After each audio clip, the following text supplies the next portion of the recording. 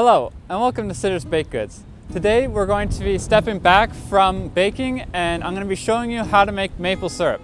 This is a family-run business. My dad started this about 25 years ago and this is how we do it.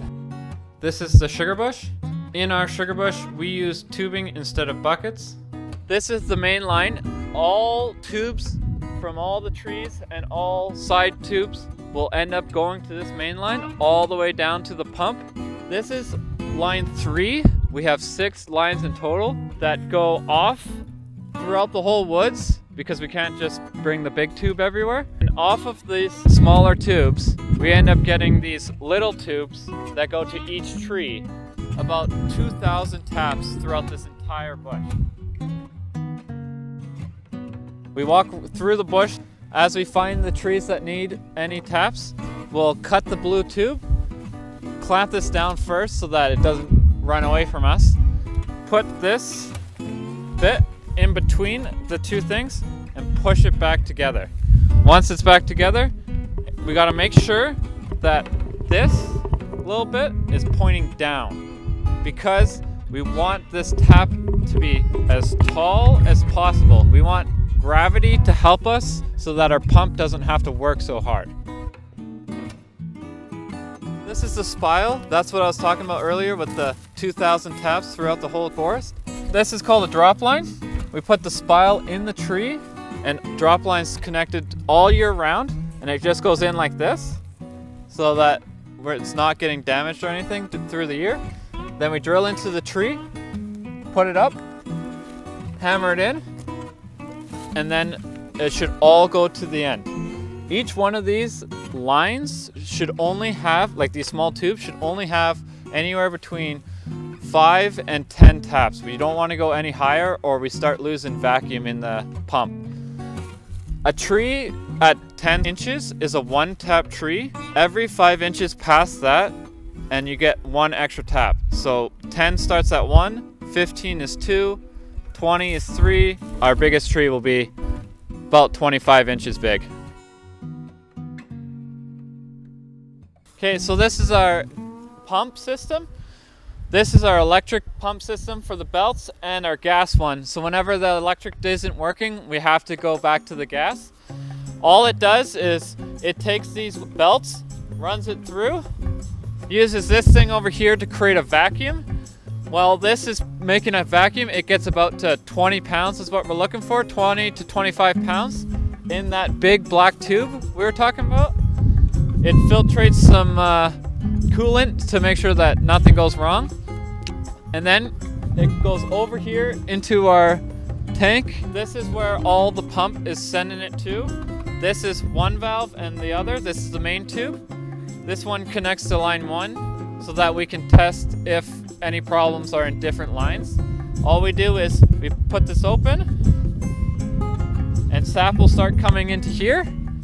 Once this fills up into this one right here, after a while it will go on a time. It gets about half full and just drop a whole bunch of sap, and then it gets pumped from a sump pump all the way up to our tanks that are going into our fire.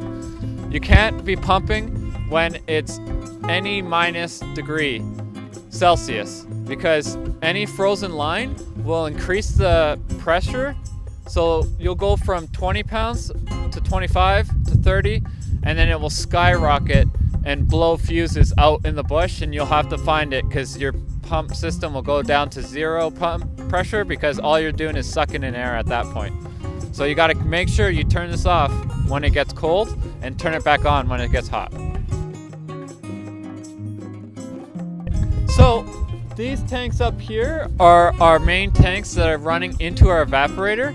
We have about 1,000 gallons that can fit in there, but we are running way faster than our evaporator can go. Sometimes we're going 300 gallons an hour coming in from the trees, and we're only boiling about 100 gallons. So when we start running out of space, we end up having to put it down to the ground into this milk tank that's 2,000 gallons. This is my dad, who's run the whole operation for how many years? 30? 32 years. 32? Okay. And this is his buddy from up north. He used to work with them. He's helping out doing the firing work. This is his son. He's a little taller than him, just a little bit. So this is the evaporator. This boils 100 gallons an hour. It has a back pan and a front pan. The sap comes in way over here. There's copper tubing up in the rafters a bit so that the steam heats it up so the sap is hot when it goes in. It goes into the back pan where it has fins that go up and down that are very small so that there's a lot of surface area so it boils even faster. Goes through all them. Comes into the front pan on the far side, then slowly comes back and forth and concentrates as it goes, and then it comes off right here where it's about 50% sugar, which syrup is 66%, so we're 16% away from being fully complete. We then take it off in barrels and then ship it up to our finishing pan and our bottling unit in a nice area so that there's no contamination throughout anything. We're now at the finishing pan. What we normally do is we bring our barrels that we just brought down from the bush up here. We lift it up on our tractor, pour it into our finishing pan. Once the finishing pan is up and running, we normally are about 10 points off from being 66% sugar. Once we're boiling it down to be exactly the 66, we turn this off. We like propane because you can turn it right off. You can't do that with the wood.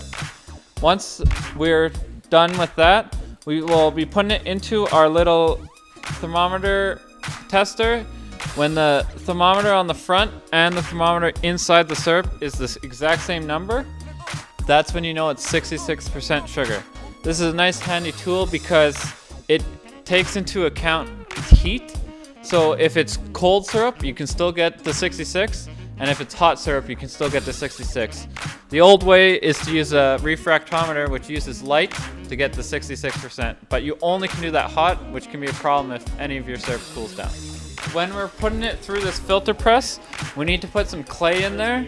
It likes to make any small calcium or zinc or anything in there stick together and doesn't go through these filter papers and doesn't contaminate our syrup. This pump to go through the whole thing, there's 14 presses or papers to go through. Comes all the way through, then comes out, up into our holding tank, and then flows down into our bottling unit where we start bottling once it's up to degrees of 180 to 200. Now that we're at the bottling unit, we're heating it up. We need it to be at 180 to 200 degrees Fahrenheit. Anything lower than that will be moldy. Anything higher than 200, crystal sugar will form on the bottom of the bottle. So you need to make sure it's in that range. With just a small little propane unit, we open the spigots, let them drain in, fill all the way to the top of the bottle so that there's no air in it, cap it, and then we lie it down so that hot syrup can sanitize the lid as well. And also, with it being hot, it creates a vacuum and seals it shut so nothing can ever get back in. After the bottles cool down, we grade it and label it so that it's ready to be in the market. We are very proud to produce our perfect organic Canadian maple syrup.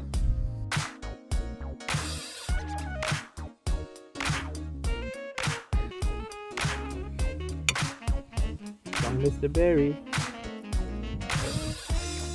Oh, come on.